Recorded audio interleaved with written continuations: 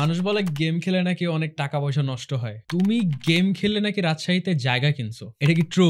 জমি কেনার কথা, এটা আসলেই ট্রু। সবাই অনেক ক্লোজ ছিলাম, লাইক জাস্ট গেম ফ্রেন্ড না, ক্লোজ ফ্রেন্ডের মতো ছিলাম। তো তারা যদি আমার জানাইতো যে জিনিসটা আমরা এরকম এরকম করতে চাইতেছি, তখন হয়তো ডিসকাশনটা অন্যরকম হইতো, বা এখন যে সিনারিওটা হয়ে আছে এরকম হইতো না। টিএমজিসিতে গেলে একদম পিকে ছিল, এরপরে সবাই বের হয়ে গেল, আবার ডাউন। সেখান থেকে এমন একটা টিম তুমি বিল্ড করলা যে টিম নিয়ে আবার তুমি পিএমএসএল গেলা, আবার সেই পিকটা তুমি টাচ করছো। ফেমাস প্লেয়ার যারা, স্কাউটের কথা বলি, মর্টালের কথা বলি, জনাথনের কথা বলি, তারা এক একজন এখন millionaire billionaire. Sinister is a brand. বাকিরা এখনো পর্যন্ত সিনিস্টার হওয়ার চেষ্টা করলে অনেকে পারতেছে না। বাংলাদেশে ভালো গেমার বের হচ্ছে না যারা ইন্টারন্যাশনালি ভালো করতে পারবে। What do you think, what is the reason?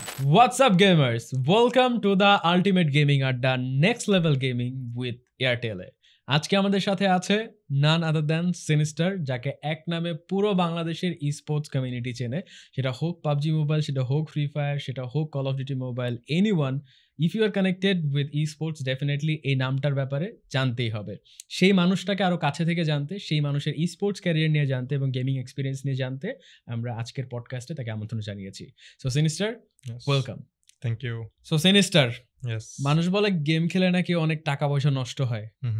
তুমি গেম খেলে নাকি রাজশাহীতে জায়গা কিনছো, এটা কি ট্রু? ট্রু।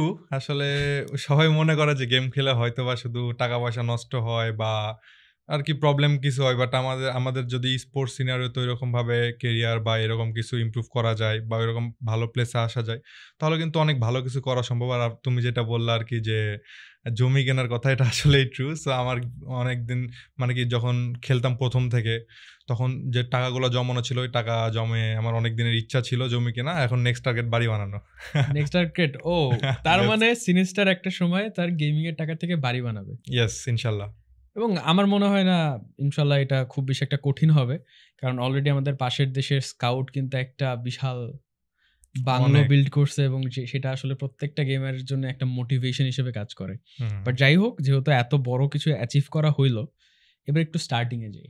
ওকে, সিনিস্টারের স্টার্টিংটা কিভাবে, এই নামটা কিভাবে আসছে ফার্স্ট, এটা আমি জানবো। আমার সিনিস্টার নাম দেওয়া অ্যাকচুয়ালি আমার আগের ইনগেম নেম শাকিলই ছিল, যেহেতু আমার রিয়াল নেম শাকিল। তারপরে মানে কি জিনিসগুলো ইন্টারেস্টিং লাগতো, সবাই আলাদা আলাদা একটা নেম দিত। তো তখন আমি থিঙ্ক করতেছিলাম যে শাকিলের বাইরে আসলে কি নাম দেওয়া যায়। তো এখানে থিঙ্ক করতে করতে আমি জাস্ট কিছু কিছু নাম দিয়ে সার্চ করতেছিলাম, আর নামের মিনিংগুলো আর কি দেখতেছিলাম গুগলে, যে আসলে কোনটার মিনিং কি। তো এখানে একটা মুভি ছিল সিনিস্টার নাম, এটা অ্যাকচুয়ালি একটা মুভির নেম, হরর মুভি। তো সিনিস্টারের মিনিংটা দেখলাম গুগলে, যে এটার মিনিং হইতেছে অশুভ। তো জিনিসগুলো তখন কেমন, জিনিসটা একটু ভালো লাগছিল আমার কাছে, জিনিসটা অশুভ মানে একটু কেমন টাইপ, ভিলেন টাইপ আর কি। তো ভিলেনই ভালো লাগলো না, একটু মানে কি জিনিসটা ইন্টারেস্টিং ছিল, আর নামটাও সিনিস্টার, তো প্রপার গেমের সাথেও যাইতেছিল আমার মধ্যে, তারপর থেকে সিনিস্টার দেওয়া। আমি জানি না এখনকার জেনারেশনের সবার কাছে কেমন যেন ভিলেন বেশি ভালো লাগে। ভিলেন ভালো লাগে বলতে তখন আর কি 5 বছর আগের মাইন্ডসেট ছিল এরকম, তখন দিয়ে দিছি আর কি, এটাই। আচ্ছা, সো নাম ওইভাবে আসলো। তোমার প্রথম গেমিংটা শুরু হয় কোথায়, পাবজি মোবাইলে নাকি এর আগে কোনো? না, প্রথম গেমিং আমার শুরু হয়, এটা মানে অনেক আগের কথা, মোস্ট প্রবাবলি তখন ক্ল্যাশ অফ ক্ল্যান্স দিয়ে শুরু করছিলাম। এক্স্যাক্টলি, ক্ল্যাশ অফ ক্ল্যান্স তখন খেলতাম, বা আরো অন্যান্য মোবাইল গেম। সবার আগে যদি কথা বলি, নোকিয়া ফোনে যে গেমগুলা ছিল, বাটন নোকিয়া ফোনে, স্নেক বাউন্স, এগুলো ছোটবেলা থেকে খেলতাম। এন্ড ইনফ্যাক্ট আমি ছোটবেলা হইতেছে নোকিয়া ফোন কিনে নেওয়ার জন্য আমার কুরবানির দিন খাওয়া দাওয়া বন্ধ করে দিয়েছিলাম, যে আমার এই ফোনটা কিনে দিতে হবে, বাটন ফোন। একদম ছোটবেলায় আর কি, কজ এখানে যে স্নেক গেম ছিল বা বাউন্সের যে একটা গেম ছিল, ওই গেমগুলো অনেক এনজয় করতাম। তারপর যখন অ্যান্ড্রয়েড ফোন আসলো, তখন হইতেছে ওইখানে টেম্পল রান, তারপর হইতেছে সাবওয়ে সাফার্স, এগুলো কিছু কিছু গেম ছিল অনেক ইন্টারেস্টিং। তারপর একটা ছিল বাইক রেসিং টাইপ। তো ছোটবেলা থেকে আসলে খেলা হয় না লুডো? হ্যাঁ, লুডো খেলা হয়, কিন্তু আগে তো খেলতাম রিয়েল লাইফে, লাইক সবাই, আমার দাদি ছিল, দাদিরা যখন খেলতাম তো তখন একদম বাচ্চা দাদিরা খেলতো, দেখতাম আমি। লুডোর তো কখনো কম্পিটিটিভ খেলা হয় নাই?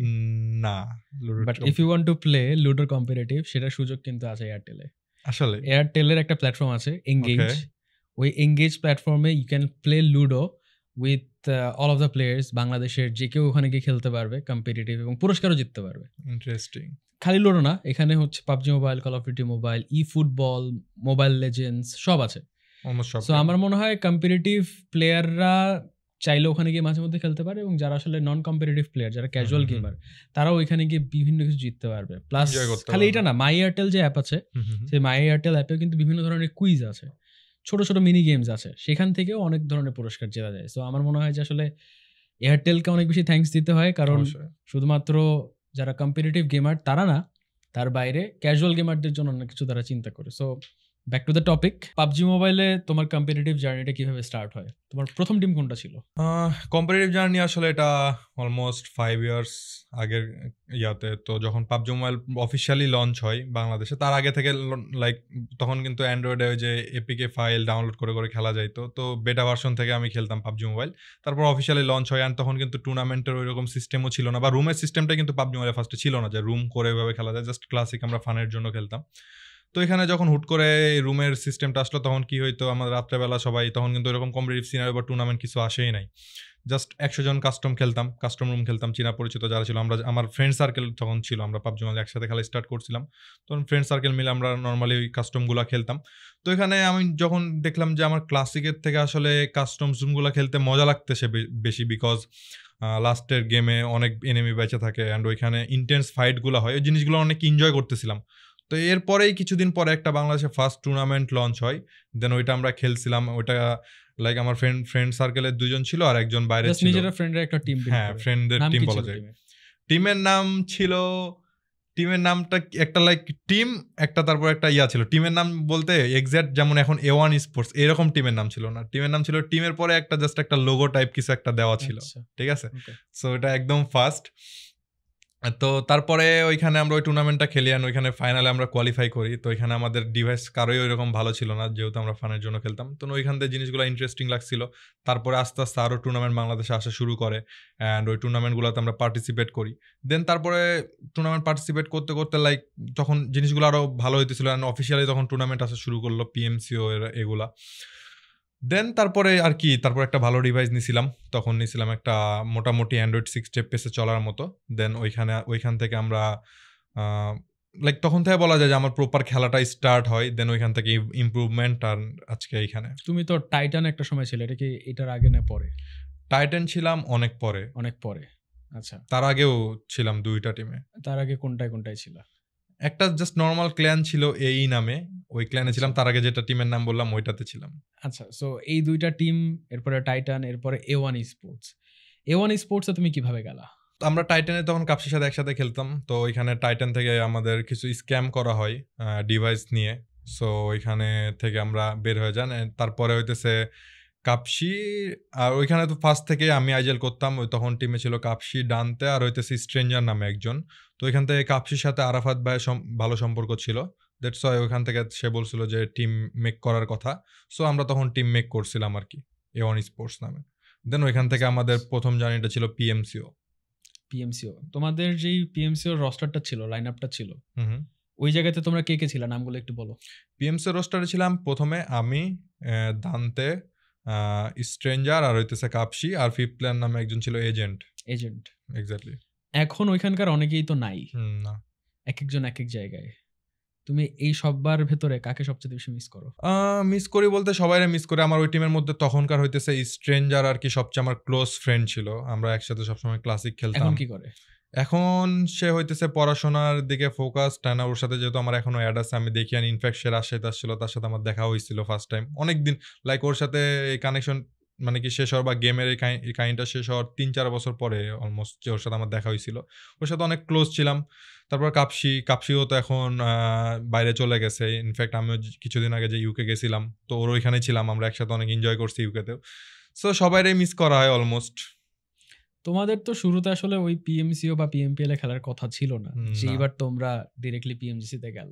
না। ইন্ডিয়াতে ব্যান হইলো পাবজি মোবাইল, এরপর একটা চান্স আসলো। এক্স্যাক্টলি। যখন জানতে পারলা যে তোমরা খেলতে পারবা, ওই সময়কার ঘটনাটা একটু বলো। না, ওইখানে সিনারিটা তখন কি ছিল, বাংলাদেশ আর ইন্ডিয়া হইতেছে সব, নেপাল, এগুলো সবগুলো কিন্তু একসাথেই ছিল। তো ওই টাইমটাতে ইন্ডিয়াতে ব্যান হয়ে যায়, আমরা কিন্তু সেমিফাইনাল থেকে বাদ পড়ছিলাম ওইটার ইয়াতে। সো ওইখানে আমরা হইতেছে, তারা ব্যান হওয়ার পর অনেকগুলো টিম, যেহেতু ইন্ডিয়ার মোস্ট টিমগুলো ছিল, দ্যাটস ওয়াই ওইখান থেকে তাদের কিন্তু টিম নেওয়া লাগতো। দ্যাটস ওয়াই ওইখান থেকে আমরা একটা চান্স পাই যে এখান থেকে ভালো কিছু করার, নেপালি টিমগুলোও চান্স পাই। সো তারপর থেকে আর কি নেপালি টিম আর আমরা ওইভাবে ইমপ্রুভ করছি, অ্যান্ড ওই চান্সটা কাজে লাগাইছি। এখন PMGC তে যে গেলা, এখনো একটা ওই ক্লাচ মিরামার ম্যাচে খুব ফেমাস, যেখানে তুমি একটা ক্লাচ করলা, তারপরে কোয়ালিফাই করলা ফর দ্য নেক্সট স্টেজ। তো ওইখানে তুমি যখন ক্লাচটা করতে গেলা ওই সময় তোমার মাথায় কি চলতেছিল? আমার মনে হয় আমি যদি এখন পর্যন্ত সবচেয়ে মানে মনোযোগ দিয়ে যদি গেম খেলি ওই মোমেন্টটা ওইটাই ছিল। আমার ওই গেম প্লেটা দেখলেই বুঝবা তুমি যে যখন এনিমি যাইতেছিল লাইক সামনে দেয়া জানলাতে প্রি ফায়ার বলো বা ফুট স্টেপ রিড করা বলো, আমি তখন সবাইরে বলছিলাম চুপ। অ্যান্ড আমার কাছে এটাই মনে হয় যে ওই টাইমে যে আমি আসলে একটা কনসেন্ট্রেট দিয়ে খেলছি ওইটা আমি এখন পর্যন্ত যে ওইটার পরে এখন পর্যন্ত মনে হয় না আমি খেলছি। বিকজ ওইটা অনেক বেশি ইম্পর্টেন্ট ম্যাচ ছিল আমাদের। ওইটাতে যদি আমরা আর্লি এলিমিনেট হইতাম হয়তো বা আমাদের লিড পয়েন্ট থাকতো না অ্যান্ড আমরা হয়তো বা পিএমজিসিতে যাইতে পারতাম না। অ্যান্ড ওই মোমেন্টটা অনেক স্পেশাল ছিল আমার জন্য অ্যান্ড এটা সারা জীবনই থাকবে বিকজ ওইটার জন্য আমরা হাইস্ট লেভেলটা অ্যাচিভ করতে পারছি। তোমার যে টিম A1 স্পোর্টস এই জায়গাতে ফাইনালে তোমরা যখন গেলা পিএমজিসিতে দুবাইতে, ওই টাইমে রাজশাহী থেকে এত বড় কাজ তো এর আগে কেউ কখনো করে নাই না, স্পোর্টসে তো আরো ডেফিনেটলি না। এক্স্যাক্টলি। তো এটা নিয়ে তোমার আশেপাশের এলাকায় কিরকম সারা শব্দ হয়? না, এটা এলাকার মধ্যে আসলে তখন ভালো লাগতেছিল যে আর আমার জাস্ট আমাদের নিজের এলাকায় না আর কি, রাজশাহীতে আমার গ্রামের বাসা যেখানে ছিল ওইখানে আশেপাশে যে গেম খেলতে দুবাই যাইতেছে আরো 5 বছর আগে। সো জিনিসটা অনেক ডিফারেন্ট ছিল। একদম ফুলের মালা টালা নিয়ে আসছে না, ওইরকম করছিল এয়ারপোর্টে। আচ্ছা, এয়ারপোর্টে যারা ছিল তারা আসছিল, তারা ফুল টুল নিয়ে আসছিল, সবাই ওয়েলকাম করছে এয়ারপোর্টে। বাট ওই তো গ্রামের দিকে ওই জিনিসগুলো হয়েছিল যে কারণ গ্রামের তো সিনারিও পুরো ডিফারেন্ট হয় যে ওইখান থেকে দেশের বাইরে যাওয়াটাই অনেক ব্যাপার।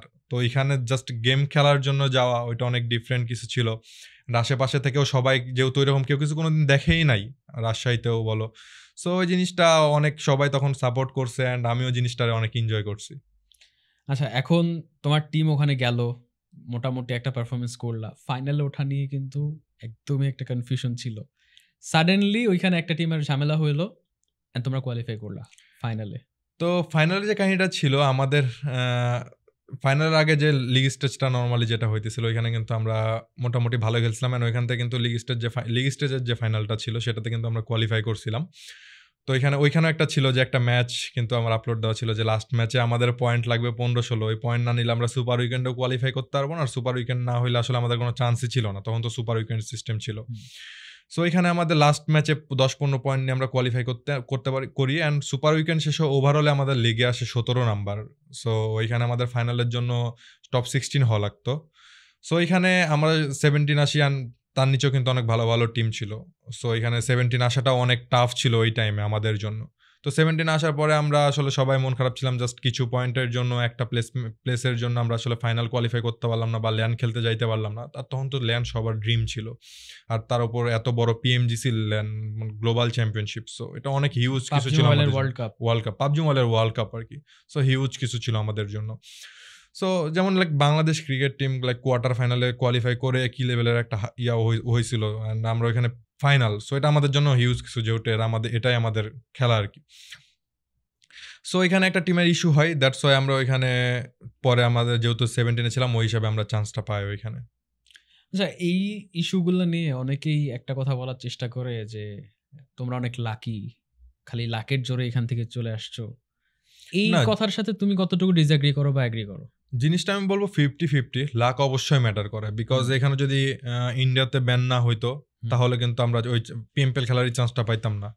সেকেন্ড, যদি 16 নম্বর টিমটা ডিসকোয়ালিফাই না হইতো আমরা কিন্তু 17 মানে কি পরে কোয়ালিফাই করতে পারতাম না পিএমডিসির জন্য। বাট এখানে 50-50 বলার রিজনটা হইতেছে কি, আমরা সেমিতে লাইক তার আগে ইন্ডিয়াতে যে ব্যান হলো তার যদি আমি আরো বেশি খারাপ পারফর্ম করতাম, আরো নিচে থাকতাম, তখন তো চান্সটা পাইতাম না।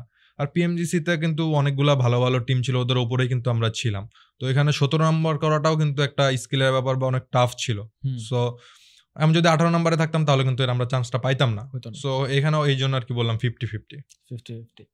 ওকে, এবার তোমার ওই পিএমজিসির আগের জার্নিটা শুনলাম, এরপরে তোমরা বাংলাদেশে আসলা, তোমরা অনেক সাপোর্ট পাইলা, তোমাদের বাংলাদেশের সবচেয়ে বড় ফ্যান বেজ হইলো, বেশ বড় বড় ব্র্যান্ডের কাছ থেকে তোমরা স্পন্সরশিপ পাইলা।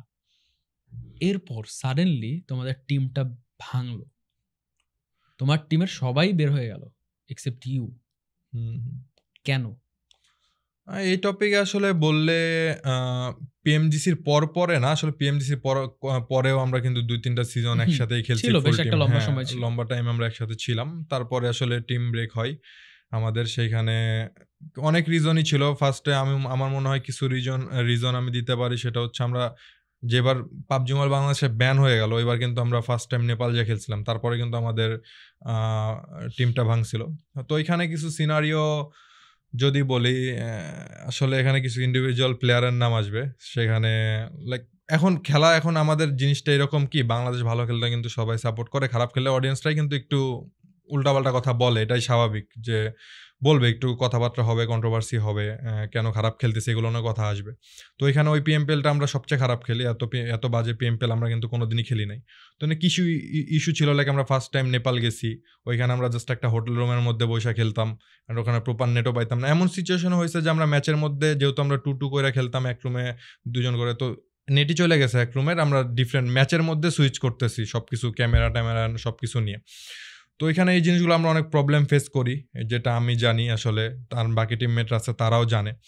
তো এখানে জানার পরে এখন প্রবলেমটা ছিল যে একটা ইন্ডিভিজুয়াল প্লেয়ার নিয়ে, যে বাকি দুইজন যে প্লেয়ার ছিল বা 3জন প্লেয়ার ছিল। এখন কথা হচ্ছে যে আমার কথা ছিল যে সবসময় যে ভালো খেললে অডিয়েন্স সাপোর্ট করবে, খারাপ খেললে অডিয়েন্স একটু কথা বলবেই, এটা মাইনা নিতে হবে, এটা কিছু করার নাই। তো সমালোচনা তো এটা নর্মাল সব কিছুতেই। তো সেইখানে এখন ধরো একটা A1-এর গ্রুপে পোস্ট আসছে যে এরকম এরকম সিনারিও, ওইখানে পোস্টের কমেন্টে 50 জন সাপোর্ট করতেছে যে না ঠিক আছে, ভালো হবে, প্যারা নাই, কোনো সমস্যা না, সামনে হবে। একজন খারাপ কমেন্ট করছে, ওই কমেন্টটা নিয়ে যায় আমার বাকি 2-3টা প্লেয়াররা দেখানো হয়। এখন ওই 2টা প্লেয়ার এখন যদি এখানে কাউরে নাম ধরে বলা হয় যে তোমার এগুলো বলতেছে, সাপোজ তুমি খেলতেছো, আমি তোমার যে একটা কমেন্ট দেখাই দিলাম যে এই যে দেখো তোমার এনে কি বলতেছে, তোমার মোটিভেশনটা কিন্তু অটোমেটিক ডাউন হয়ে যাবে।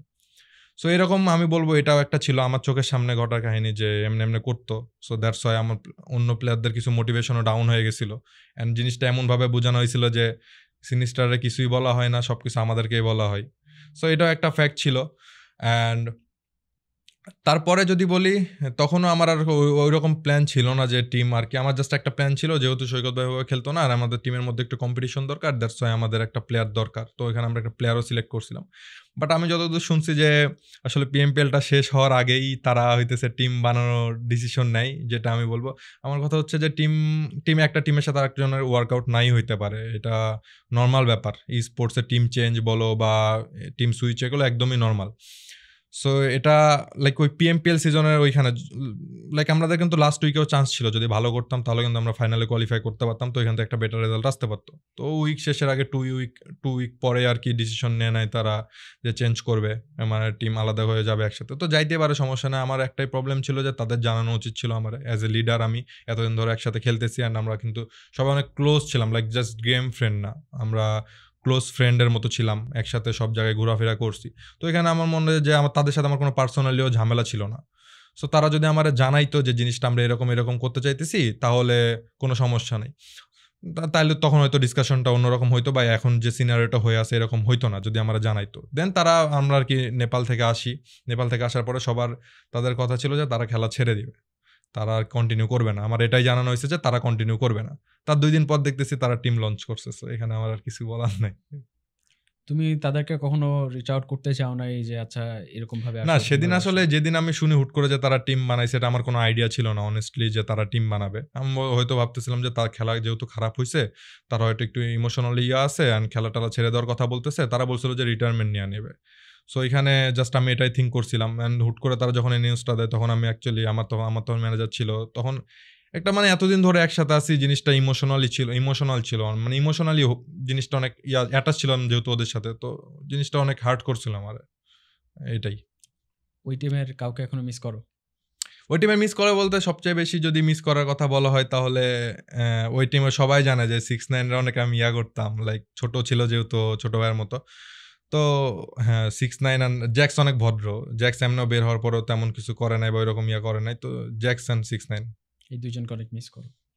ডু ইউ থিঙ্ক তোমরা যদি একসাথে থাকতা তাহলে ওভারঅল তোমাদের ফ্যান বেস এবং বাংলাদেশের স্পোর্টসের ইকোসিস্টেমটা আরো বেটার থাকতে পারতো?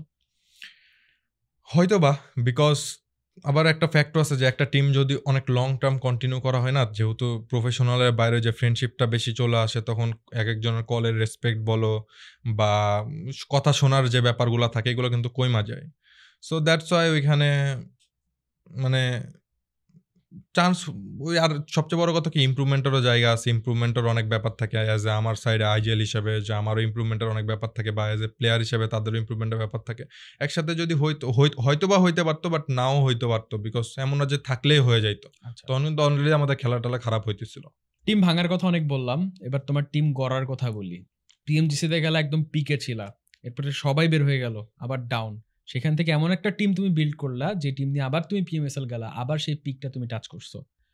এখন এই জার্নিটা বলো, স্টোরিটা বলো, কাদেরকে নিছো এবং কেন নিছো সেটা সবাইকে জানাও। টিম ভাঙার পর আসলে কিছুদিন আমি ব্রেকে ছিলাম, অ্যান্ড তারপরে আমি চিন্তা ভাবনা করলাম যে ফ্যান সাপোর্ট আমাদেরকে, যেহেতু আমার তখন টিম ভাঙার পরেও লাইক সবাই চলে গেল, ফ্যান কিন্তু সবাই আমারই সাপোর্ট করছে।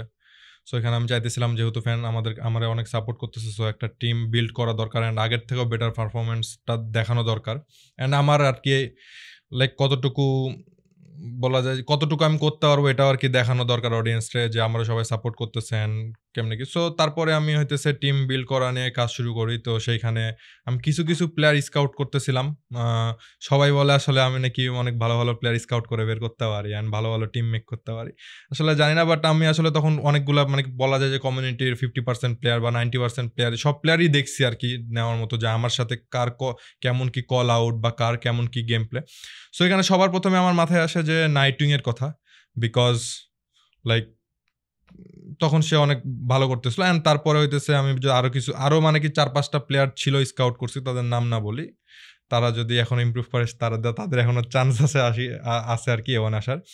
অ্যান্ড তারপরে আমি দেখি হইতেছে স্কেচ, অ্যান্ড তারপরে হিটম্যান, আরো কিছু প্লেয়ার ছিল, মানে অনেকগুলো প্লেয়ার দেখছি, তো এক্সাক্ট সবগুলো নামগুলো মনে নাই, তারা আমাদের টিম আসছিল, দ্যাটস ওয়াই তাদের নামগুলো প্রপারলি। হিটম্যান তো এখন বাংলাদেশের বলা যায় সবচাইতে কনসিস্টেন্ট প্লেয়ার এবং অনেকের মতে বেস্ট প্লেয়ার, ডেফিনেটলি এই ব্যাপারে কেউ আর্গু করবে না। হিটম্যানকে নেওয়ার স্টোরিটা বলো তো। আসলে হিটম্যান রে নেওয়ার স্টোরিটা ছিল অনেক মানে, ব্যাপারটা ছিল কি, সবাই মানে সবাই শেয়ার করতেছিল মনটা যে আমরা দেখার জন্য, বিকজ আমি চুজ না, মানে সবাই তাদের পছন্দের প্লেয়ার বা তাদের খেলা ভালো লাগতেছিল এমন তখন দিতেছিল নাইটউইং বা ম্যানেজার বা যেভাবে পারতেছিল। তো এখানে হিটম্যানের মন্টেজ আমার দেওয়া হলো যে দেখো এই প্লেয়ারটা কেমন। আমি তখন আমি বলি নাম দেখে আমি বুঝছি যে ভাই এর খেলা তো আমি দেখছি আগে, এদের তো মুভমেন্টই ঠিক নাই, ও তো ঠিক মতো মুভমেন্টই দিতে পারে না, ওর খেলা তো আমার পুরো নুবের মতো লাগে, ওরে আমি কি নিবো টিমে, ঠিক আছে। তারপরে বলে আরে সমস্যা নাই তুমি এই মন্টেজটা দেখো। আমি বলি আরে ভাই সম্ভবই না, ও তো ওর কেমন জানি মুভমেন্ট। তখন তারপর ওর নিউ মন্টেজ যেটা আমার দিছিল ওইটা দেখলাম, দেখার পরে দেখলাম না আগের থেকে অনেক ইমপ্রুভ করছে, মুভমেন্ট বলো বা স্প্রেড যেগুলো ছিল বা ক্লোজ রেঞ্জ বলো, আমি দেখি না অনেক ভালো ইমপ্রুভ করছে। তারপরে দেখলাম যে আগে যে ডিভাইসে খেলতো ওইটা নর্মাল একটা ডিভাইস ছিল, তারপরে এখন যেটা রিসেন্ট যেটা আপলোড করছে মোটেসটা, ওইটাতে ভালো একটা ডিভাইসে খেলতেছে। দ্যাটস ওয়াই গেম প্লের মধ্যে অনেকটা ডিফারেন্স ছিল। আমি বলি ঠিক আছে, ও তো ভালো করতেছে, অ্যান্ড আই থিঙ্ক ওরা ট্রাই করা যাইতে পারে, যেহেতু তখন সবাই ট্রাই আউট, নাইটউইং বাদে কিন্তু সবাই ট্রাই আউট পিরিয়ডে চলছে, 3-4টা প্লেয়ার 2-3টা প্লেয়ার সবাই ট্রাই আউট পিরিয়ডে চলছে। আমরা ঠিক আছে ট্রাই করি, সমস্যা নাই। আর ওইদিকে লাইক আমি হিটম্যানটা জাস্ট মানে হিটম্যান পরে এসে আর কি কাহিনীটা বলছিল যে হিটম্যানটা যখন আমি টেক্সট করি, তো মানে কি ইনস্টাতে আমি নক দেই যে কি অ্যাভেলেবল নাকি খেলার জন্য। তো মানে তখন একটা কি ছিল যে A1 ঢুকতে হবে, A1 ঢুকার একটা কাইন্ড অফ ওদের কাছে তখন এমন ছিল যে A1 বাংলাদেশের বেস্ট অর্গানাইজেশন বা বেস্ট টিম, তো এখানে ঢুকার ব্যাপারটা অনেক বড় ছিল। তো অনেক এক্সাইটেড ছিল, ওর সাথে আমি কথা বলে প্রথমে যা বুঝি যে অনেক এক্সাইটেড। তখন বললাম যে অন্য টিমের সাথে কন্ট্যাক্ট পেপার বা এগুলোর সিনিয়রটা ছিল, রাইট? কেস ছিল, হ্যাঁ। তখন আমি বললাম আমার প্লেয়ার না সবার থেকে মানে কি ব্যাপারটা কি, আমার যখন কোনো প্লেয়ারের ভালো লাগে আমি ডিরেক্ট প্লেয়ারে অ্যাপ্রোচ করি। তুমি যদি কোনো অর্গানাইজেশনে কন্ট্যাক্টে থাকো, তুমি যদি কন্ট্যাক্ট ম্যানেজ করে আসতে পারো ইটস ওকে, আমি কোনো কন্ট্যাক্টে বা এসবের প্যারার মধ্যে আমি যাইতে পারবো না। সো আমার সবসময় এটাই ছিল যে আমি ডিরেক্ট প্লেয়ার ওরে অ্যাপ্রোচ করছি। বলছে ভাই সমস্যা নেই, ও হইতেছে ওর ডিভাইসের পেমেন্টটা জাস্ট ছিল ওর আব্বুর কাছ থেকে, তখন টাকা নিয়ে ওর আব্বুরেও বলছে, দেন ওর ডিভাইসের টাকা নিয়ে ও তখনও বলছি ভাই দেখো তুমি এরকম করতেছো, এখন তুমি জাস্ট ট্রাই আউট পিরিয়ড, তুমি যে অনেক সিলেক্ট হবা এটার কিন্তু কোনো গ্যারান্টি নেই, তুমি কিন্তু বাদও যাইতে পারো, যদি আমাদের সাথে না যায় তাহলে কিন্তু তুমি বাদ যাইতে পারো। ও রিস্কটা নিছে তখন এটা যে না ঠিক আছে, ও ফোনের ডিভাইস ওর আব্বুর থেকে টাকা নিয়ে সব যে ওর ফোনটা ছিল ওই ফোনের টাকাটা আগের অর্গানাইজেশনে দিছে ক্লিয়ার করে, তারপর আমাদের এখানে আসছে অ্যান্ড ট্রাই আউট অনেক ভালো করছে, অ্যান্ড ভালো করার পরে এখন পর্যন্ত A1 খেলতেছে, অ্যান্ড সবাই এখন দেখতেছে হিটম্যানকে। নাইস। যেই প্লেয়ারকে তুমি শুরুতে নিতেই চাও নাই, না সেই প্লেয়ার এখন অবশ্যই ওর বাংলাদেশের হার্ড best ওয়ার্কের player। কিন্তু প্রশংসা করতে হয়, যে টিমের মধ্যে অনেক বেশি হার্ড ওয়ার্কিং। ওর বাবা তো অনেক সাপোর্টিভ।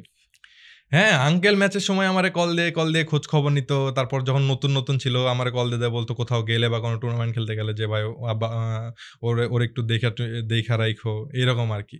বা খেলা টেলার অনেক সময় আচ্ছা। অফিসিয়াল টুর্নামেন্ট খেলার সময় কিন্তু তার বাবাও বলতো যে একটু এরকম ভাবে, মানে ভিউয়ার পার্সপেক্টিভ থেকে সে যতটুকু বুঝতো এখান থেকে কিন্তু আমাদেরকে সাজেশনও দেওয়ার ট্রাই করতো। আমি আজকের এই পডকাস্টে বেশ কিছু টপিক ডিবাঙ্ক করতে চাই। বেসিক্যালি অনেকে বলে যে A1 আসার পরে অনেকে একদম বড় হইছে, রাইট। আবার অনেকে এটাও বলে যে বেশ কিছু প্লেয়ার হারাইছে, যেমন ফ্র্যাগার, খোয়া, স্কেচ। সো এইটার রিজনটা কি? ডু ইউ অ্যাগ্রি যে অনেকে হারায় গেছে? হারায় যাওয়ার পিছিয়ে যদি হারায় যাই তাহলে সেটার রিজনটা কি? না এখানে সামথিং কিছু, এইখানে ডেডিকেশন জিনিসটা ম্যাটার করে, পারফরমেন্স জিনিসটা ম্যাটার করে। যেহেতু তুমি বাংলাদেশের টপ একটা টিমে খেলতেছো, তো তোমার পারফরমেন্সটা অবশ্যই ম্যাটার করবে, বিকজ এখানে কম্পিটিশন অনেক হাই। আমি যদি দেখতেছি বাইরে আমার একটা প্লেয়ার অনেক বেটার করতেছে, তাহলে আমি তারে কেন টিমে নিব না? যেহেতু আমাদের টিমে ওই রকম বেস্ট প্লেয়ার আছে বা ওই রকম সাপোর্ট যদি হয়, আমার টিমটা আরও স্ট্রং হবে। সবসময় তো আমার টার্গেট ছিল টিমটা স্ট্রং করা। লাইক আমি যখন প্রথম টিমটা রিবিল্ড করি তখন কিন্তু আমি, হিটম্যান, নাইটিং আর স্কেচ ছিল। এখন কিন্তু শুধু টিমে স্কেচ হিটম্যানই আছে, বাদ বাকি দুজন কিন্তু নাই। আরও বেটার প্লেয়ার এনে ট্রাই করছি, খেলানোর ট্রাই করছি। সো ব্যাপার ম্যাটারটা এইটাই। হিটম্যান কিন্তু ওই যে কন্টিনিউয়াসলি ভালো পারফর্ম করছে, দ্যাটস ওয়াই ও কিন্তু এখনো ঠিক আছে। ও যদি ওইরকম আউট অফ ফর্ম যাইতো বা ওইরকম পারফরমেন্স থাকতো না বা ওইরকম কোনো প্রবলেম হইতো, তাহলে কিন্তু সে এখন টিমে থাকতো না। সো পুরোপুরি ক্রেডিট তার আর কি, যে সে এতদিন ধরে ভালো পারফর্ম করছে আর এখানে আছে। অ্যান্ড যারা করে না আসলে বলা, মানে প্রবলেমটা কি হয় যে ডেডিকেশনের যে ব্যাপারটা থাকে, যে তোমার একটা ডেডিকেশন 1 বছর তুমি দিতেছো, তারপর তোমার ডেডিকেশনটা আগের মতো থাকতেছে না, যার কারণে তোমার পারফরমেন্সের ইফেক্টটা পড়তেছে। সো এখানে এইগুলা কারণে। অ্যান্ড প্লেয়ার হারানো বলতে কি জিনিসগুলো এমন হয়, মানে A1 পাবজি মোবাইল কম্পিটিটিভ সিনারিওতে এমনভাবে ডমিনেট করছে, আর A1 যেমন প্লেয়ার আসে যে লেভেলের হাইলাইটে থাকে, ওইখান থেকে যে কোনো টিমে, A1 বাদে যে কোনো টিমে থাকলে ওই হাইলাইটে থাকে না। দ্যাটস ওয়াই মনে হয় যে ওই প্লেয়ারটা ডেড হয়ে গেছে। বাট জিনিসটা আসলে এমন না। ওই A1 থাকলে সবাই দেখে, অডিয়েন্স সবসময় তাদেরকে নিয়ে কথা বলে, দ্যাটস ওয়াই মনে হয় তারা আছে। যখন A1 থেকে বের হয়, অন্য টিম আসলে ওইভাবে তো, মানে আমাদের মতো ওইরকমভাবে কথাবার্তা বলে না অন্য টিমদেরকে নিয়ে। দ্যাটস ওয়াই মনে হয় যে নাই। বাট তাদেরও আলটিমেটলি পরেও তারা যদি পারফর্ম করতে পারতো, তারা কিন্তু আবার আসতে পারতো। সো এখানে আই থিঙ্ক বলবো তাদের ডেডিকেশন অ্যান্ড এগুলোর ম্যাটার করে। তোমরা তো মোটামুটি অনেক লম্বা একটা সময় একসাথে পার করছো। এখন যে টিমটা, এই টিম নিয়ে তোমরা যেমন অনেক হ্যাপি টাইম কাটাইছো, ঠিক স্যাড টাইমও গেছে। চুয়াডাঙ্গাতে একটা ইস্যু ছিল, সেই ইস্যুটা হওয়ার পর ইম্প্যাক্ট কি আসছে লাইফে? আসলে চুয়াডাঙ্গার যে ইস্যুটা যদি আমি ইন ডিটেলস বলি, এই ইস্যুর পরে আসলে আমার এমনি আগে থেকে ইচ্ছে ছিল যে আমি দেশের বাইরে পড়াশোনা করতে যাব বা দেশের বাইরে চলে যাব, বাংলাদেশে সবকিছু ওভারঅল মিলিয়ে। আসলে ওই জিনিসটার পরে এমন সিচুয়েশন হয়েছিল যে বাংলাদেশে, মানে বাংলাদেশের ওপর বা এইসব সিস্টেমের ওপর, মানে লাইক একটা বলে না, কোনো ইচ্ছাই নাই আর কি, এখানে থাকার কোনো 1%ও ইচ্ছা নাই। বিকজ আমাদের যেসব পোলাপান আমরা ওইখানে গেছিলাম, খেলতেছিলাম, সবাই ভালো ভালো ফ্যামিলি থেকে বিলং করে। কারোর কোনো ওই সাইডে যাওয়ার কোনো এক্সপিরিয়েন্সও নাই, যে জাস্ট দেখছে, যে এই জিনিসটারও এক্সপিরিয়েন্স ছিল না কারো। হুট করে আমরা একটা টুর্নামেন্ট খেলতে গেছি, আমাদের ফল্ট ছিল, আমরা মানে যেহেতু গেমটা ব্যান, ওইভাবে অফলাইন টুর্নামেন্টটা করা উচিত হয় না। বাট আমরা খেলার আগে অর্গানাইজারদের কাছে কনফার্ম হয়েছিলাম যে তোমরা কি পুলিশ পারমিশন নিচ্ছ কিনা। আর সবচেয়ে বড় কথা কি, গেম ব্যান হওয়া অনেক টাইম হয়ে গেছিল, তো জিনিসটা কিন্তু নর্মাল অ্যান্ড স্মুথলি চলতেছিল তখন কিন্তু ইফেক্ট ছিল না কোনো গেম ব্যান বা এমন কিছু। আর ফার্স্টে কিন্তু আমরা যতদূর জানি গেম কিন্তু ব্যান ওইভাবে ঘোষণা করা না যে বন্ধ করে দেওয়া হয়েছে। এটা ছিল 3 মাসের একটা স্থগিত করা হয়েছিল, যে 3 মাস গেমটা অফ থাকবে। তারপর কিন্তু আমরা ওইরকম কোনো আপডেট পাই নাই। তো দ্যাটস ওয়াই আমরা ভাবছিলাম নর্মাল হয়ে গেছেন। তারাও অর্গানাইজার যারা ছিল তারা বলছিল যে না, টুর্নামেন্টটা আমরা পারমিশন নিছি, পুলিশ পারমিশন নিছি। তো যেখানে পুলিশ পারমিশন আছে সেখানে তো সমস্যা হওয়ার কথাই না। আর সবচেয়ে বড় কথা হচ্ছে আমরা একটু, মানে কি, যেহেতু খেলতেছি আমরা ভাবছিলাম তাহলে আমরা একটা ট্যুরও হয়ে যাবে সবাই মিলা, আমরা একটু ঘুরেও আসি, অ্যান্ড খেলাটা এমনি নর্মালি খেলে আসতাম। তো এখানে হুট করে যে দেখি যে পুলিশের এগুলো কাহিনী, তারপরে আমাদের কিছু প্লেয়ারদেরকে তো ইয়ার নেওয়া হয়েছিল, তারা দেখলাম যে পুরো প্রিপারেশন নিয়ে আসছিল একদম, যে আইসায় দেখি মিডিয়া টিডিয়া নিয়ে ভিডিও করা শুরু। তো এখানে যে মেন পুলিশ অফিসার ছিল, তারা আমি অনেক বোঝানোর ট্রাই করলাম যে সিনারিওগুলো এরকম। অ্যান্ড আমি তাদেরকে নিয়ে, আমাদের যখন পিএমজি গেছিলাম আমাদের কিন্তু হিউজ নিউজ কাভারেজ হয়েছিল সব ধরনের মিডিয়া থেকে। তারা আমি দেখিয়ে বোঝানোর ট্রাই করলাম যে আঙ্কেল দেখেন এরকম সিনারিও, আমরা তো এই জিনিসগুলো এমনি করছি, এখানে তো আমরা অর্গানাইজার বলছে পারমিশন আছে, এখানে তো আমাদের ফল্ট নাই। তো ফল্ট হলেও ঠিক আছে, আমাদের যেহেতু লাইক বন্ধ ছিল ওই হিসাবে বলা যায় যে একটু হলো ফল্ট আছে। তখন আমরা বলছি ঠিক আছে আমাদের এরকম আর নেক্সট টাইম হবে না, আমাদের ভুল হয়েছে, আমাদের নেক্সট টাইম হবে না, এটা আমরা বুঝছি না। তাদের আমার মনে হয় যে তারা চাইলে ওইখানে যে ওয়ার্নিং দিয়ে যে ইয়া করে যে ঠিক আছে সমস্যা নাই, নেক্সট টাইম এরকম করো না। আর সবাই ওইখানে ইয়াং ছিল, এই জিনিসগুলোতে কেউ এক্সপিরিয়েন্স না। সবচেয়ে মজার কাহিনী কি ছিল, কারণ আমরা তো সবাই আইফোনে খেলি, হাইসা সবার হাতে একটা করে আইফোন দেখে পুলিশদের মাথা মুথা ঘুরে গেছে। মানে সবাই বলে ছিনতাই করে মোবাইল আনছে, এই করে মোবাইল আনছে, ওই করে মোবাইল আনছে। তারপর বালিশ ছিল, ঠিক আছে আমরা খেলার জন্য যে বালিশটা ইউজ করি, বালিশ বলে ওরা সারা রাত ওইখানে খেলছে, সারা রাত ওইখানে খেলছে অ্যান্ড ওইখানে ঘুমাইছে, এগুলো কথাবার্তা। আমি বলি পুলিশ হইলি কেমনি, মূর্খ নাকি? মানে মূর্খের মতো কথাবার্তা, যে খেলতেছে হ্যান করতেছে হ্যান করতেছে, এগুলো তো কোনো লজিকের মধ্যে পড়ে না। এখন ট্রফি আছে, তো পুলিশ অফিসার যারা ছিল তারা বালিশের এগুলো নিয়ে দেখলাম যে ওখানে তারা যখন ওই মিডিয়া সহ ভিডিও টিডিও করতেছিল ওইখানে বলতেছে যে আমরা নাকি খেলতেছি এখানে। এখন কথা হইতেছে যে কোনো টুর্নামেন্ট, ক্রিকেট টুর্নামেন্ট বলো, যে কোনো টুর্নামেন্ট প্রাইজ পুল তো থাকেই, প্রাইজ পুল তো কখনো এটা হয় না। আমরা একটা ট্রফি থাকে, ট্রফি ছিল, প্রাইজ পুল ছিল, তো এটা কখনোই তো জোয়াশ পসিবল না। অ্যান্ড উইদাউট এনি নলেজ কোনো কিছু নিয়ে যে আমরা ছিনতাই করে মোবাইল আনছি হ্যান তেন, এগুলো কিন্তু সব প্লেয়ারই 90% নিজে আর্ন করছে, আর্ন করে কিন্তু নিজে মোবাইলগুলো কিনছে। অ্যান্ড ফ্যামিলি সাপোর্টও সবার ছিল, ফ্যামিলি থেকে অনেকটা প্রোভাইড করছে। তো এই জিনিসগুলো নিয়ে সমস্যা ছিল। তারপরে আমরা হয়তো ভাবছিলাম যে জাস্ট হয়তো ওয়ার্নিং টর্নিং দে, ঠিক আছে ইটস ওকে, প্যারা নাই, নেক্সট টাইম করো না। তো হুট করে দেখি যে আমাদেরকে গাড়িতে করে জেলের এগুলো করা হইতেছে। তো জিনিসগুলোতে আমি অনেক শকড হয়েছিলাম, বিকজ আমার মনে হয় না এটা আমরা ডিজার্ভ করতাম, যেহেতু আমরা ইন্টারন্যাশনাল স্টেজে বাংলাদেশে রিপ্রেজেন্ট করে আসছি। এখনো তোমার জার্সিতে বাংলাদেশের পতাকা, এটাও দেখো একটু ক্যামেরা তো দেখো।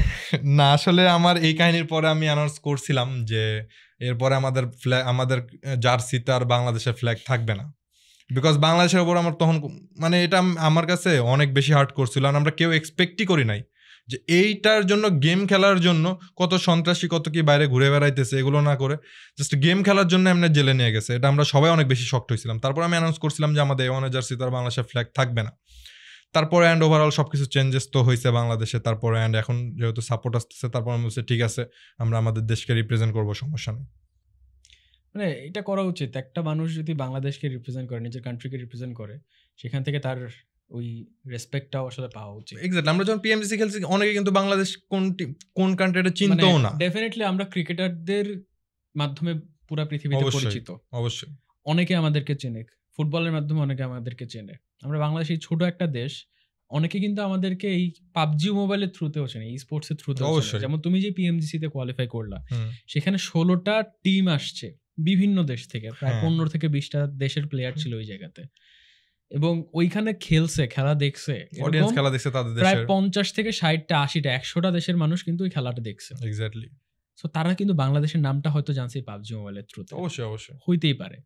তো এটা আমার কাছে মনে হয় যে স্পোর্টস এমন একটা জায়গা, এমন একটা সেক্টর, যে সেক্টর আসলে অনেক দূর যাইতে পারে।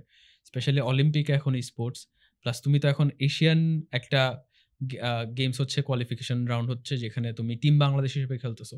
ডেফিনেটলি ওই জায়গাগুলোতেও আসবো। বাট তার আগে একটু বলো, সিনিস্টার ইজ আ ব্র্যান্ড, বাকিরা এখনো পর্যন্ত সিনিস্টার হওয়ার চেষ্টা করলে অনেকে পারতেছে না। বাংলাদেশে ভালো গেমার বের হচ্ছে না যারা ইন্টারন্যাশনালি ভালো করতে পারবে। What do you think, what is the reason? না, এখানে আসলে অনেক ফ্যাক্ট আছে, অনেক রকমের ফ্যাক্ট আছে যে কেন হইতে পারতেছে না। ফার্স্ট থিং হইতেছে যে আমি বলবো যে ডিভাইস সবচেয়ে, যে কিছু ফার্স্ট যদি বলি যে কিছু প্লেয়ার ভালো করার ট্রাই করতেছে, বাট ওই যে একটা খেলার জন্য ভালো একটা অ্যামাউন্ট দরকার ডিভাইস কেনার জন্য, ওই আর্লি ওইটা প্রোভাইড মানে কি কালেক্ট করতে পারতেছে না ফার্স্ট স্টেজে। হ্যাঁ, ফার্স্ট স্টেজে, যে সেটা ডিভাইসটা ভালো হইলে সে কিন্তু বেটার পারফর্ম করতে পারবে। তারপরে আবার বলা যায় যে যেহেতু বাংলাদেশের সিনারিওতে এখন এইরকম যে ওইরকম প্রপার ওইরকম স্পন্সর নাই, ওইরকম 100% গভর্নমেন্ট সাপোর্ট নাই বাইরের দেশে যেমন আছে। অন্যান্য দেশে কিন্তু স্পোর্টসে পুরা লাইক নর্মাল স্পোর্টসের মতো স্বীকৃতি দেওয়া হয়েছে। সো ওই রকম যে সাপোর্টগুলা থাকে, অ্যান্ড এখানে ফ্যামিলিরও সাপোর্ট ম্যাটার করে। ফ্যামিলিরও মাথায় এখন আছে পড়াশোনাও করতে হবে, ডাক্তার হইতে হবে, ইঞ্জিনিয়ার হইতে হবে, এগুলোও ম্যাটার করে। তো ফ্যামিলি সাপোর্টটাও এখানে ম্যাটার করে।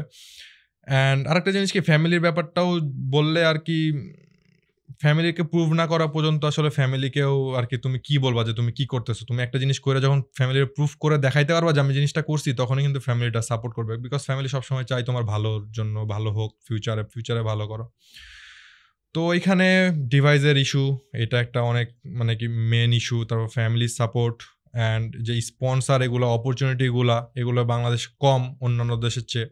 সো এইগুলো যদি প্রপারলি আনা হয়, আমাদের পাশের দেশগুলোতে তো অনেক স্পন্সর, অনেক বেশি অনেক টেলিকম কোম্পানি, অনেক ব্র্যান্ডস অনেক স্পন্সর করতেছে। বাট একটা গুড নিউজ ইজ এয়ারটেল এখন না, এয়ারটেলে যে জিনিসটা দেখছি তারা কিন্তু প্রথম থেকে এই গেমারদেরকে সাপোর্ট করার ট্রাই করে। এই জিনিসটা কিন্তু আমি দেখছি, তারা গেমিং না অনেক কিছু কাজ করে, গেমিং এর বিভিন্ন টুর্নামেন্টও আমি দেখছি তারা দেয়। কয়েকদিন আগে যে মোবাইল ম্যানিয়া ছিল, এক্স্যাক্টলি। সো তারা কিন্তু ট্রাই করতেছে তাদের থেকে। এইরকম যদি সব ব্র্যান্ডের থেকে যদি আসা হয় তাহলে কিন্তু জিনিসগুলো অনেক বেশি ইমপ্রুভ হবে আর কি, স্পোর্টস সেক্টরটা আগায় যাবে আর কি। আই থিঙ্ক আসবে। মানে আমাদের পাশের দেশ আমরা যদি ভারতেও দেখি, ভারতে কিন্তু গেমিং মার্কেটটা বিশাল অনেক। ওইখানে যদি আমি ফেমাস প্লেয়ার যারা স্কাউটের কথা বলি, মর্টালের কথা বলি, জনাথনের কথা বলি, তারা এক একজন এখন বিলিয়নিয়ার।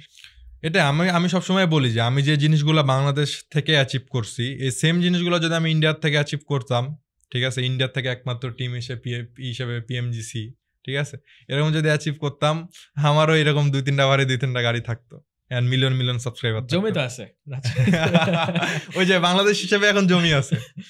আচ্ছা, যাই হোক, তুমি ডিভাইসের যে প্রবলেমের কথা বললো, আমার মনে হয় অ্যাটলিস্ট ক্যাজুয়াল গেমারদের জন্য ডিভাইস প্রবলেমটা এখন খুব বড় একটা ইস্যু হওয়ার কথা না, কারণ নেটওয়ার্ক এখন অনেক ভালো হচ্ছে দিন দিন বাংলাদেশে।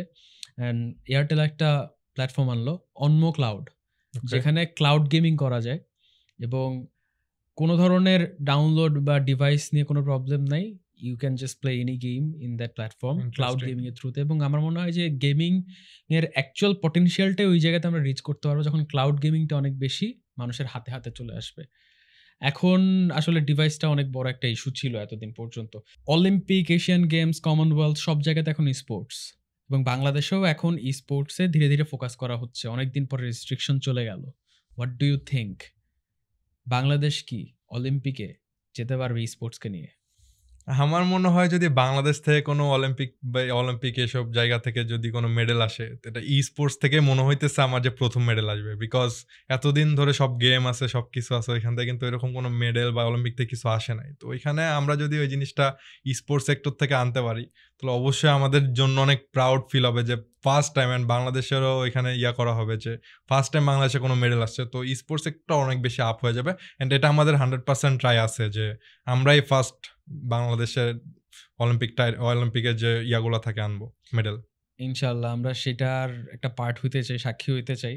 অ্যান্ড আই থিঙ্ক বাংলাদেশের অথরিটি থেকেও অনেক বেশি সাপোর্ট আসা উচিত, কারণ শ্রীলঙ্কার কথা যদি আমি বলি, ইন্ডিয়ার কথা যদি আমি বলি, পার্শ্ববর্তী পাকিস্তানের কথা যদি আমি বলি, সেই সব জায়গাতে ই স্পোর্টস একটা রিকগনাইজড স্পোর্টস। বাট বাংলাদেশে কিন্তু আমরা ওই ফ্যাসিলিটিসটা এখনো একটু ডিলে হচ্ছে আমাদের পেতে, বাট হোপফুলি খুব সুন আমরা পেয়ে যাব। এবং আরেকটা জিনিস একটু অ্যাড করি এই জায়গাতে, বাইরের ওয়েস্টার্ন অনেক কান্ট্রির অনেক ইউনিভার্সিটিতে কিন্তু ই স্পোর্টস নিয়ে পড়ানো হয়। ইংল্যান্ডে পড়ানো হয়, অস্ট্রেলিয়াতে দেয়ার আর ইউনিভার্সিটিস, ইউএসএতে দেয়ার আর ইউনিভার্সিটিস যেখানে ই স্পোর্টস নিয়ে পড়ায়। সো আই থিঙ্ক ওইসব জায়গাতে আসলে আমাদের আসলে আগানো উচিত। এখন একটু তোমার পার্সোনাল কিছু স্টোরি জানি। তোমার নাম সিনিস্টার, তোমার একটা বিড়াল ছিল নাম সিনি। সিনিকে মিস করো? না, অবশ্যই। বিড়ালটা আসলে আমার অনেক শখের জিনিস ছিল, আর বিড়াল কিন্তু সবারই শখের। যারা আর কি ওইভাবে করে তারা কিন্তু জানে যে তারা কতটুকু ইমোশনালি তাদের সাথে কানেক্টেড হয়ে যায়। তো এখানে আমি যখন স্ট্রিম করতাম ফেস ক্যাম দিয়ে, তখন কিন্তু অনেকগুলো ভিডিও ভাইরাল হয়েছিল যে আমার ঘাড়ে উঠে আসতেছে অটোমেটিক। হ্যাঁ, অনেক কিউট ছিল। তো আসলে অবশ্যই মিস করি। অ্যান্ড ইনফ্যাক্ট তুমি জানো কিনা যে নতুন কিন্তু একটা আমি বিড়াল নিছি। নতুন? হ্যাঁ। ওর নাম কি রাখছো? ওর নামও সিনি। ওর নামও সিনি? সিনি 2.0। ইয়েস, ও কিন্তু অনেক কিউট। আচ্ছা, শুরুতে কি তোমার ফ্যামিলি সাপোর্ট করতে স্পোর্টসে? না, শুরু থেকে কোনো ফ্যামিলি সাপোর্টই ছিল না। ফার্স্টে যখন আমি গেম খেলতাম, লাইক এমন সিনারিও হইতো, রাত্রেবেলা গেম খেলতেছি, আব্বু ফোন নিয়ে চলে যাইতো, সারা রাত ফোন দিত না, সকালবেলা যা ফোন নিতাম, পড়ার সময় ফোন নিয়ে চলে যাইতো, বা গেম ওইভাবে খেলতে দিত না। বিকজ তখন গেম মানে জিনিসটা ওই রকম ছিল, কোনো সাপোর্ট ছিল না। তারপরে যখন আমি এই যে আস্তে আস্তে, তখন ওই সাপোর্ট ছাড়াই কিন্তু আমি পিএমপিএল গেলাম, পিএমপিএল খেললাম। অ্যান্ড ইন্টারেস্টিং একটা মজার ব্যাপার হচ্ছে যে পিএমপিএল সিজন 2 যেটা আমরা খেলছিলাম, ওইটা খেলার সময় আমি ফার্স্ট টাইম রাজশাহীর বাইরে কোথাও আসছি, ঢাকাতে। আমি রাজশাহীর বাইরে এর আগে কোথাও যাই নাই, ঠিক আছে। আমি তখন হইতেছে ওই 2020-তে হইতেছে ফার্স্ট টাইম ঢাকাতে আসি। তো ওইখান থেকে তখন জিনিসগুলো এমন ছিল যে ঠিক আছে, কিছু তো একটা নর্মালি হইতেছে। আর তো তখন ওইরকম আর্নিং বা ওইরকম কিছু ছিল না। তো তারপরেও তখন জিনিসগুলো যখন বুঝতেছে যে হালকা পাতলা ভালো কিছু হওয়ার চান্স আছে, বা যেহেতু এমনি বাইরে যায় খেলার চান্স আছে, দেন ওইখান থেকে সাপোর্ট করেন। মেনলি যখন আমরা পিএমজিসির জন্য দুবাই কোয়ালিফাই করি, তারপর থেকে আর কোনো সাপোর্টের ইস্যু হয় নাই ফ্যামিলি। ইনফ্যাক্ট এখন লাইক অনেক বেশি সাপোর্ট করে আমার আব্বু আম্মু সবাই, যারা মানে ব্যাপারটা এরকম, আমার যে কোনো ম্যাচ হইতেছে আব্বু আম্মু মাছ দেখবে, এটা ফর শিওর দেখবে। মাঝখানে আমার ওই যে আমার ওয়াইফাই একটু লাইক স্ট্রিম দেখলে একটু ডিলে হয়, আমি আম্মুদের ওয়াইফাই অফ করে দিতাম খেলার সময়, তো তারা ডাটা কিনা খেলা দেখতো, মানে খেলা দেখবেই, বা আমি স্ট্রিম করলে আমার স্ট্রিম দেখবেই মাস্ট সব সময় আর কি। রাজশাহীতে এয়ারটেলের নেটওয়ার্ক কেমন? না, রাজশাহীতে এয়ারটেলের নেটওয়ার্ক ভালো। সো এখন তো ডেটা দিয়েও খেলা যায়, খুব ভালো। এখন কথা হচ্ছে তোমার ফ্যামিলিতে তোমার আশেপাশের যে প্রতিবেশীরা, সেই প্রতিবেশীরা তোমার এই খেলাটাকে কিভাবে দেখে? কারণ আমরা কিন্তু সবসময় দেখি যে পাশের বাসার আন্টি সবচেয়ে বেশি ঝামেলা করে। তোমার পাশের বাসার আন্টিরা কি কোনো ঝামেলা করে গেমিং নিয়ে? গেমিং না বলতে আর কি, যখন মানে বাংলাদেশের সিনিয়রিটি এরকম যে কেউ উঠতেছে, উঠা যে জিনিসটা থাকে যে তুমি ইমপ্রুভ করতেছো বা ভালো কিছু করতেছো, কিছু মানুষের সহ্য হবে, কিছু মানুষের সহ্য হবে না, এটা রিয়ালিটি। সবার আর কি সব তোমার পছন্দ হবে এটাও কিন্তু সম্ভব না। সো হ্যাঁ, কিছু মানুষ সাপোর্ট করছে, কিছু মানুষ সেটার বিরোধিতা করছে যে গেম খেলে কি হবে, 2 দিন পরে এমনি কিছু হবে না, সব নষ্ট, হ্যান ত্যান, এগুলো নর্মাল আর কি। যেটা এবার একটু আর্নিং এর জায়গাতে আসি। ওকে, তুমি আমাকে একটা কথা বলবা, একজন স্পোর্টস অ্যাথলেট বাংলাদেশে কিরকম আর্নিং করে এবং কোন কোন জায়গা থেকে তার আর্নিং সোর্সগুলো আসে?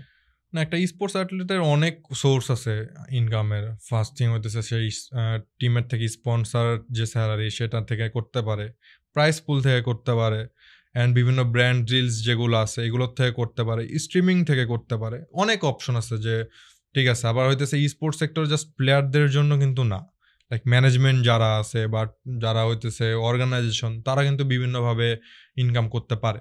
অনেক অপরচুনিটি আছে, জাস্ট আমাদেরকে প্রপারলি জিনিসগুলো ইউটিলাইজ করতে হবে। রেঞ্জটা কিরকম হয়? রেঞ্জ এখন যদি আমি বাংলাদেশের সিনারিওতে বলি, প্রথমে বাংলাদেশের সিনারিও বলি, তারপর বাইরের সিনারিওটা বলি। বাংলাদেশের সিনারিওতে আপাতত আমাদের সাথে যারা কম্পিটিশন করতেছে, যারা খেলতেছে, অ্যাটলিস্ট তো মাসে 20,000 অ্যাটলিস্ট 20,000 কামাইতেছে মিনিমাম 20-15-20। হাইয়েস্ট স্যালারি কত হয়? হাইস্ট স্যালারি 1 লাখ পর্যন্ত আছে, 50,000 80,000 আছে, আবার সবকিছু মিলে যদি করি 2 লাখও চলে যায় কারো ইনকাম। গেম খেলে 2 লাখ টাকা ইনকাম এক মাসে? এটা তো এরকম যদি সিনারিওর কথা বলি, আমি তো 3 দিনেও 5 লাখ টাকা ইনকাম করছি গেম খেলে। 3 দিনে 5 লাখ টাকা জাস্ট ওয়াচ পার্টি করে। এই ট্যাক্স অফিস থেকে পাঠাইতে হবে লোকজন, বুঝতে পারছি। তোমার এখনো পর্যন্ত on an average monthly highest কি 5 লাখই ছিল? মান্থলি এভারেজ বলতে কি, আমি ফেসবুকে স্ট্রিমিং করি, ইউটিউবে স্ট্রিমিং করি, আমার টিম স্যালারি আছে, টিমের প্রাইস পুল আছে, ঠিক আছে। যেহেতু ওই রকম স্পন্সর এখনও বাংলাদেশে ওইভাবে আসে নাই, তো মানে ওই রকম সাপোর্ট আসতেছে না স্পন্সরের সাইড থেকে, তো ওইখান থেকে আমাদের ওই জিনিসগুলোর ইনকাম একটু কম, যেখানে এই জিনিসটাই কিন্তু মেইন।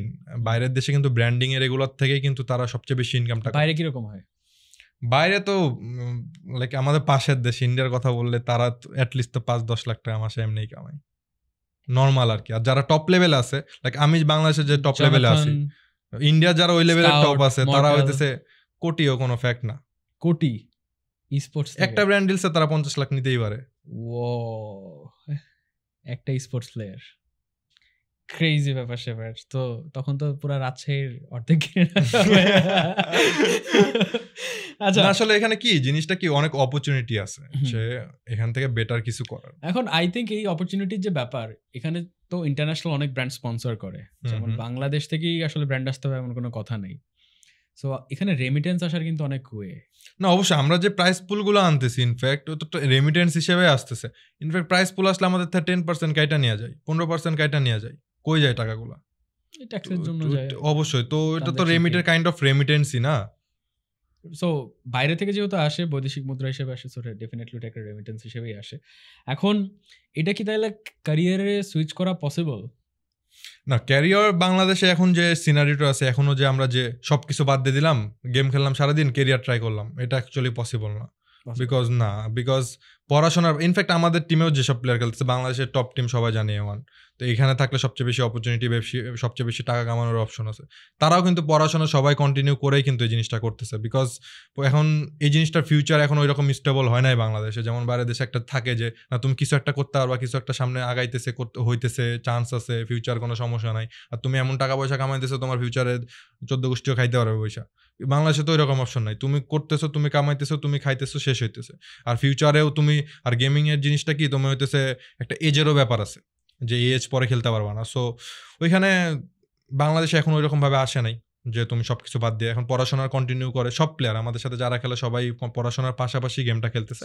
সবার এই সব অবশ্যই পড়াশোনার মেইন প্রায়োরিটি রেখে সেকেন্ড অপশন হিসেবে জাস্ট এখান থেকে সাইড ইনকাম। এন্ড ফিউচারে যদি আরো বেশি ইমপ্রুভমেন্ট, তখন হয়তো 100% ক্যারিয়ার হিসাবে দেখা সম্ভব। অথচ এই জিনিসটাই বাংলাদেশে নেগেটিভলি দেখে, বিভিন্ন জায়গায় প্রচার করা হয় যে গেম খেললে নাকি লেখাপড়া হয় না, যারা গেমার না। আমাদের তুমি জানো যে আমাদের গেমিং কমিউনিটির কিন্তু রেজাল্ট কিন্তু সবার যখন এসএসসি বা এইচএসসি হয় সবাই কিন্তু 90% জিপিএ 5 পাই।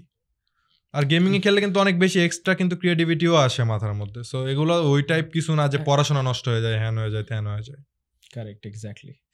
এখন আমরা মোটামুটি জানতে পারলাম সবকিছু তোমার ব্যাপারে। আরো অনেক কোয়েশ্চেন্স আছে ডেফিনেটলি, বাট তোমার ফ্যানদের জন্য শেষ দিকে কিছু কি বলার আছে?